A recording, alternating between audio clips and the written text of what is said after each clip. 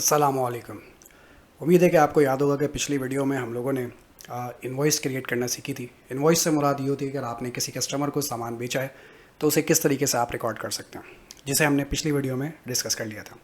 आज हम ये समझने जा रहे हैं कि अगर हमने किसी कस्टमर को उधार पर सामान बेचा है और हम उसी कस्टमर से पेमेंट रिसीव करने जा रहे हैं तो किस तरीके से हम अपने कस्टमर से जो है वो पेमेंट्स को रिसीव कर सकते हैं। आइए इस बात को यहाँ पर समझ लेते हैं।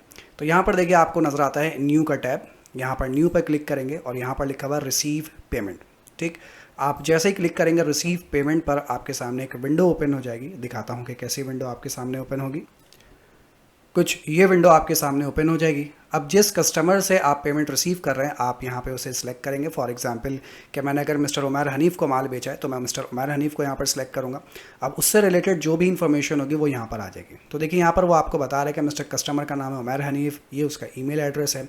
यहाँ पर लिखा फाइंड बाय इनवॉइस नंबर। अगर आपको याद नहीं तो आप जो है वो इनवॉइस नंबर के ज़रिए भी फाइंड आउट कर सकते हैं। जैसे मैं इसे यहाँ से बंद कर देता हूँ, ठीक है, नो सेव कर देता हूँ और न्यू पे चलता हूँ अगेन, और अगेन यहाँ पे चलता हूँ रिसीव पेमेंट पे।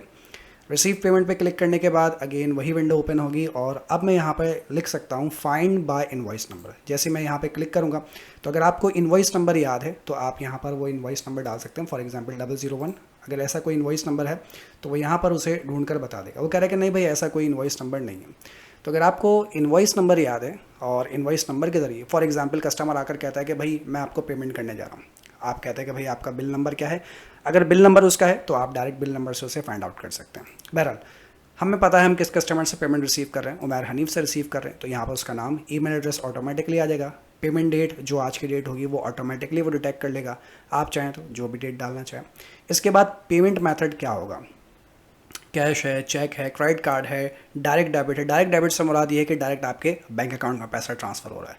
तो किस तरीके से आप जो उससे पेमेंट रिसीव कर रहे हैं। फॉर एग्जांपल कि मैं कहता हूँ कि मैं कैश रिसीव कर रहा हूँ, आप कुछ और भी पेमेंट यहाँ पर ले सकते हैं।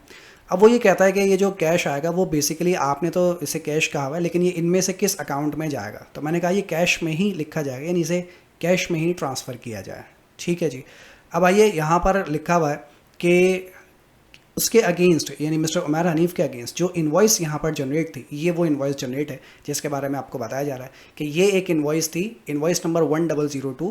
14 तारीख को ये इनवॉइस जनरेट की गई थी। ठीक है, 14/9/2022 को।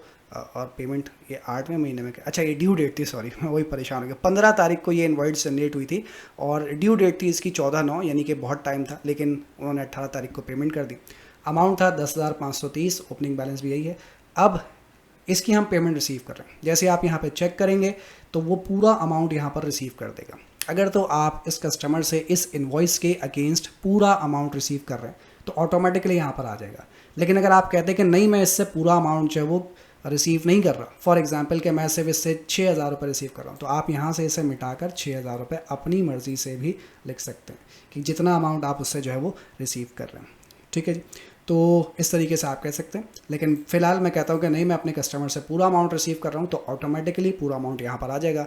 कोई इन्फॉर्मेशन यहाँ पर लिखना चाहते हैं लिख सकते हैं। कोई आप यहाँ पर अटैचमेंट यानी कोई फ़ाइल यहाँ पर अटैच करना चाहते हैं तो अटैच कर सकते हैं। ठीक है।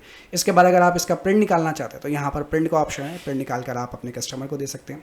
इसके बाद सेव एंड क्लोज़ का यहाँ पर ऑप्शन दिया हुआ है कि आप अपनी इनवॉइस को क्या कर सकते हैं, सेव एंड क्लोज़ कर सकते हैं।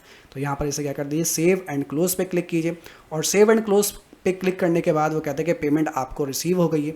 तो देखिए मेरे बैंक का जो बैलेंस था पहले कुछ और आ रहा था, वीडियो पीछे कर देखिएगा। यहाँ पे जो कैश का बैलेंस था वो पहले कुछ और था लेकिन अब कुछ और आ रहा है। मैं यहाँ पे इस पर क्लिक करता हूँ।